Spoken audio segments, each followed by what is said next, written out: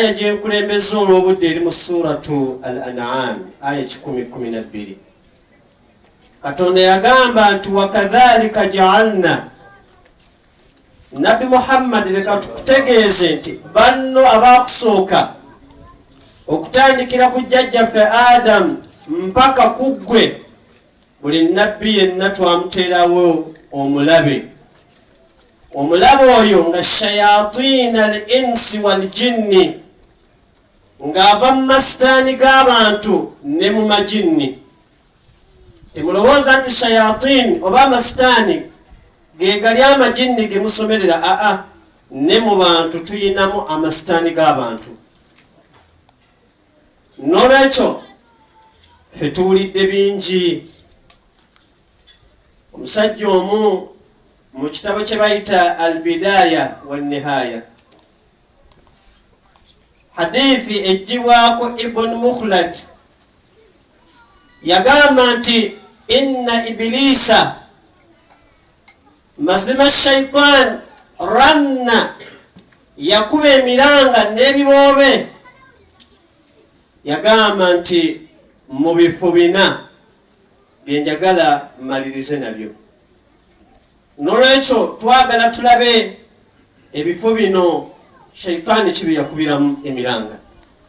Yagamba ekisooka hina lu'ina, shaitani Allah bwe yagikolimira yakuba emiranga, ebitonde byonna ebiri mu ggulu ne mu nsi ne biwulira eddoboozi lya shaitani. Era ezimu ku shayatini ezigigoberera ne zigibuuza nti mukama waffe olubadde, neddamu nebagamba nti essuubi likutuse Mungu atukolimidde.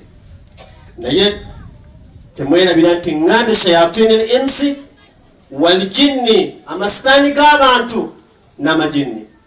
Namugamba ekifo ekyokubiri, wahina uhbita, Katonda lwe yaŋŋamba nti fuluma fakhruj anta rajim, Ibilisi okuva n'olwaleero nkugobye, vva wano genda. Ekyo nakyo yakuba emiranga.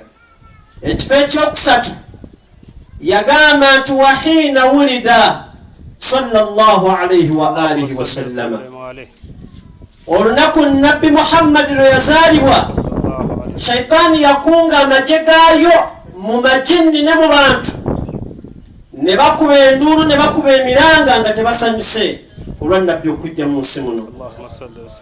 Era shayatini al-insi olwaleero tuzirabye mu mwezi gwa Rabiul Awwal. Sirabangako banne mu nsonyiweze y'enjogera yange, naye tulabye bingi, tuwulidde bingi. Nabbi yagamba nti khairu nnasi qarni, abange omulembe okusinga obulungi gwe mulembe gwange ne basahaba bange. Hadithi eri mu Bukhari ne Muslim. N'agamba nti thumma yalunahum, thumma alladhina yalunahum, n'abaddako n'omulembe oguddako, ekyasa ekiddako, amakulu nga wayiseewo emyaka 10, abo be bayita battabi'i. N'agamba nti thumma alladhina yalunahum, era n'abaddirira be battabi'i, be balaba ku basahaba, tebalaba ku Nabbi. Abo be bayita basalafu salihi, si bano abamu abayaayi. Bwe tudda mu basalafu nga tuzze mu salafu, teri musalafu yeeyisanga musalafu w'olwaleero. Nabbi agamba nti al-ghadab miftaahu kulli sharri, abanga obusungu kyekisumuluzo kya buli kibi kyonna. Teri asinga busungu kusinga basalafu. Obusungu obujjawa mu mawuledi. Palestine bakagikuba emyaka 75 Abayisirayiri. Lwaki tusanguwalira abo? Myaka 75 Isirayiri etawanya Palestine, amaanyi n'obusungu n'obukambwe, lwaki tobutwala eyo? Naye Rabiul Awwal buli weetuuka, amazaalibwa ga Nabbi teri bana Abawahabi abeeyita abasalafu, ate si basalafu. Kuba tumanyi omusalafu yaani. Omusalafu teyeeyisanga ono, bano bayaaye.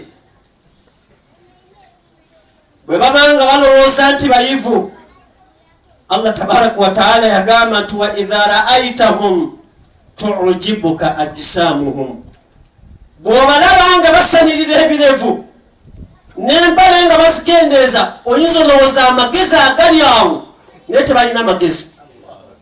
Wallahi abasajja abo tebategeera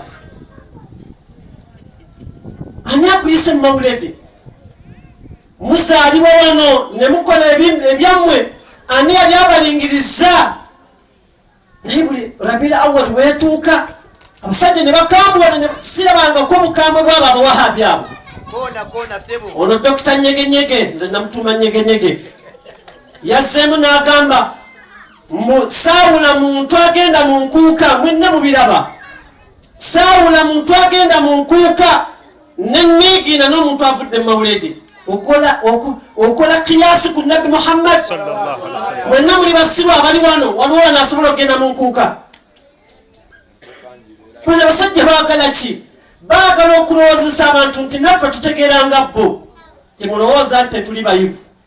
Abo abasalafu nabayita dda munakasha ne baga nti mwenna mutuule eri, buli gw'omanyi nti muwahabi mumanyi wano, nze nja batuulako oku bwe bansinga ngenda kuva mu bidaa.